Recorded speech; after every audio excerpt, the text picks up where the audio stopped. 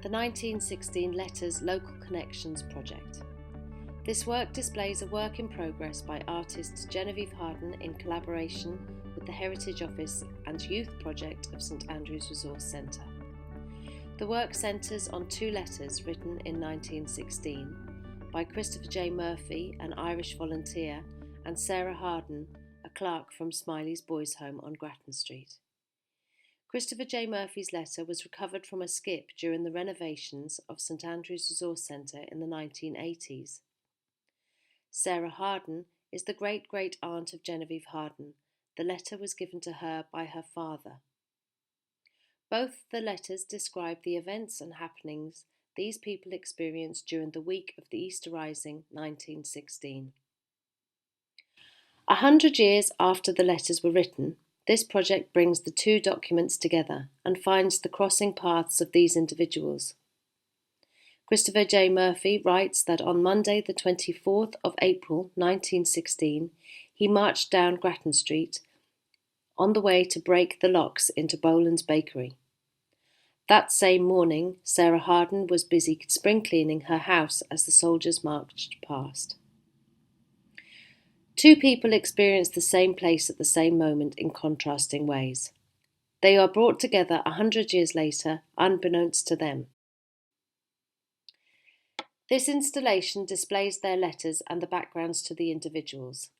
A short film demonstrates their contrasting experiences of the same week. The work evokes questions about how Ireland has changed over the past 100 years, and how the area and how the community living here today relates to these changes. The Youth Project and the Heritage Office attended workshops that explored the practice of letter writing as a form of communication. As a combined group, we wrote the letters about living in this community today. The letters of the community are displayed, and the audience are invited to read them and write a letter of their own.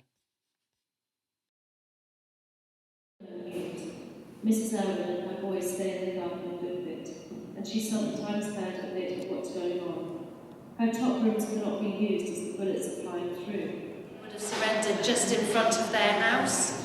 So the picture, the famous picture of the with the Devilera and the surrender of the 3rd Battalion marching down. That's the whole. That would have been his battalion.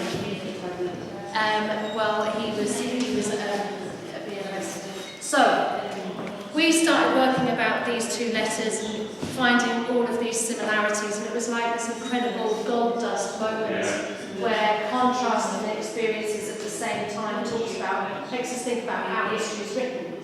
So the voice of the person that's experiencing it is very different from what's written in history books.